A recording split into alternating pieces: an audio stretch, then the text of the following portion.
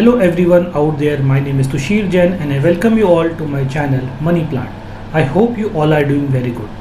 तो गाइस आज की वीडियो में हम डिस्कस करने वाले हैं ज़ीरो ब्रोकरेज स्ट्रक्चर अभी डिसकंटिन्यू हो रहा है, कंटिन्यू हो रहा है, उसके जो डाउट है उसको दूर करने के लिए सेबी अभी कुछ टाइम पहले ही ज़ीरो ब्रोकरेज स्ट्रक्चर को डिसकंटिन्यू करने के लिए और जो ब्रोकरेज की फ़ीस होती है उसको इंक्रीज़ करने के रिगार्डिंग कुछ सर्कुलर लेके आई थी, नोटिफिकेशन लेके आई थी।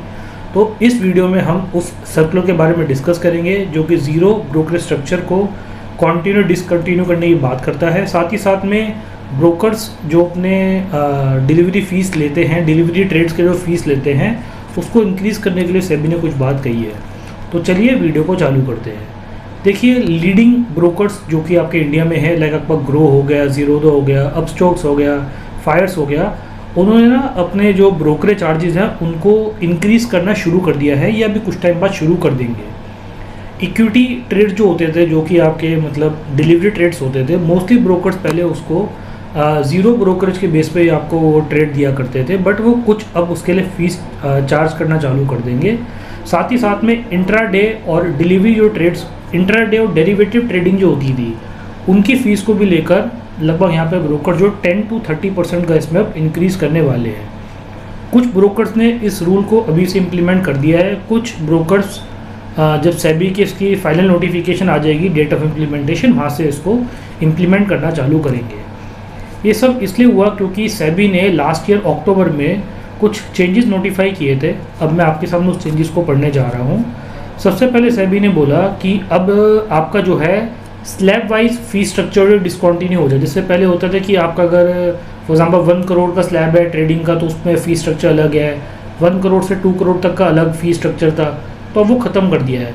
अब सेबी ने बोला कि डायरेक्टली आपको जो चार्जेस देने पड़ेंगे वो आपको जो आपका टर्नओवर, जितना आपका टर्नओवर है उसकी बेस पर आपको एक लमसम चार्ज आपको पे करना पड़ेगा। दूसरा, सेबी ने आपको जो आपका BSDA यानी बेसिक सेविंग्स डीमैट अकाउंट जो होता था उसकी लिमिट को इंक्रीज़ करने का बोला है। अभी करंटली लिमिट 2 लाख रुपीज़ थी, सेबी चाह रहा है कि उसकी लिमिट को हम 10 लाख रुपए कर दें। तीसरा, जैसे अभी आपको कोई भी अगर IPO में अप्लाई करना पड़ता है उसके लिए आप ASBA का यूज़ करते हैं, like application supported blocked amount. तो बट अब सेबी ये बोल रही है कि अब आप प्राइमरी मार्केट, सेकेंडरी मार्केट में कोई भी शेयर्स अगर आप परचेज करते हैं तो उसके UPI बेस्ड ब्लॉक मैकेनिज्म को यूज़ किया जाएगा इन एडिशन टू ASBA। ठीक है। फोर्थ, हमारा जो चार्ज है चेंज वो ये था, चेंज तो नहीं, खैर एक ये था कि जितने भी बड़े बड़े ब्रोकिंग हाउसेज है, ग्रो, ज़ीरोधा, अपस्टॉक्स, ये करंटली 50% अभी मार्केट शेयर को भी होल्ड करके चलते हैं।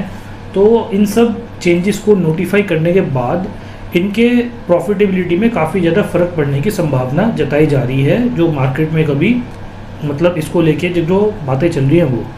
ठीक है। अब हम कुछ नज़र डालना चाहेंगे कि डीमैट अकाउंट की संख्या क्या आती है, अब क्या हो गई है।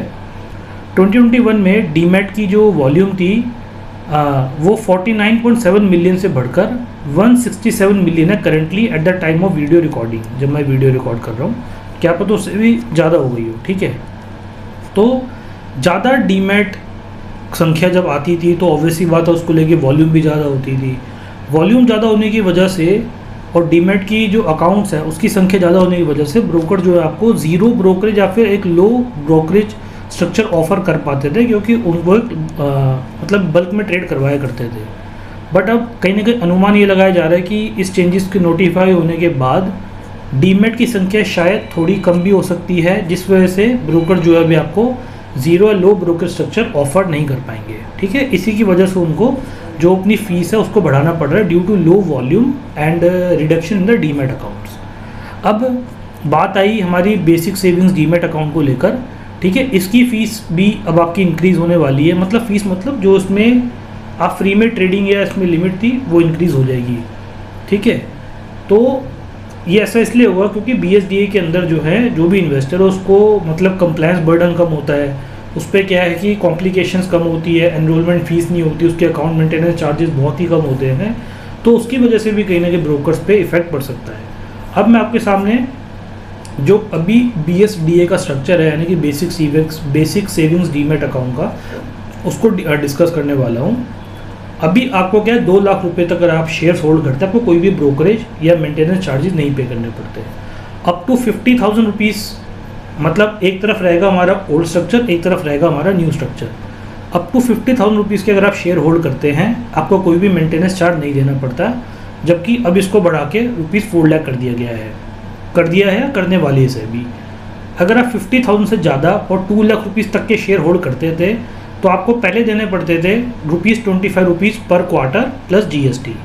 अब इस लिमिट को इंक्रीज करके कर दिया गया है more than 4 lakh rupees and up to ₹10 lakh. तो आपको वही ₹25 पर क्वार्टर प्लस 18% GST के हिसाब से इसमें चार्ज देने पड़ेंगे। इंक्रीज लिमिट में भी सेम चार्जेस ही है। थर्ड इसमें स्लैब हमारा हुआ करता था, अगर आपकी जो शेयर्स की जो आप वैल्यू ट्रेडिंग होल्ड कर रहे हैं वो अगर मोर देन 2 लाख रुपीज़ हो जाती थी आपकी, तो आपको ₹75 पर क्वार्टर देने पड़ते थे प्लस GST, एंड जबकि अब इस लिमिट को ₹10 लाख कर दिया गया है।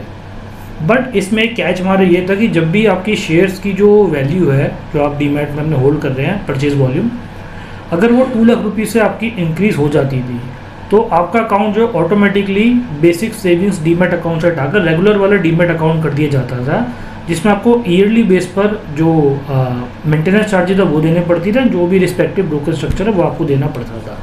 न्यू वाली लिमिट में इसको 2 लाख से बढ़ाकर मोर देन 10 लाख रुपीज़ कर दिया गया है। ठीक है, ये तो हमारा हो गई एक इसकी BSDI अकाउंट को लेकर एंड जो प्रॉफिटेबिलिटी पे इफेक्ट पड़ेगा उसको लेकर। अब एक लास्ट पॉइंट जो कि ब्रोकर ने थोड़ी चिंता जताई जिसको लेकर, वो है आपके अब फ्लैट फी स्ट्रक्चर। अब जैसे सेबी ने आपको बोला कि वो फ्लैट फीस इस पे चार्ज करा करेगी ब्रोकर्स पे, ठीक है।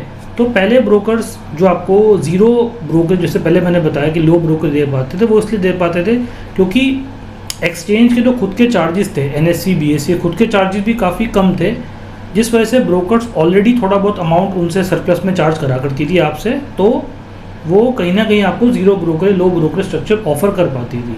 बट अब इस नोटिफिकेशन के साथ साथ सेबी ने NSE BSE के चार्जेस को भी इंक्रीज़ कर दिया गया है, जिसकी वजह से ब्रोकर्स को भी अब अपने चार्जेस ऑटोमेटिकली इंक्रीज ज़्यादा करने पड़ेंगे और उनका जो बीच का मार्जिन था ज़ीरो ब्रोकरेज वाला वो उसमें अब कम हो जाएगा आपका।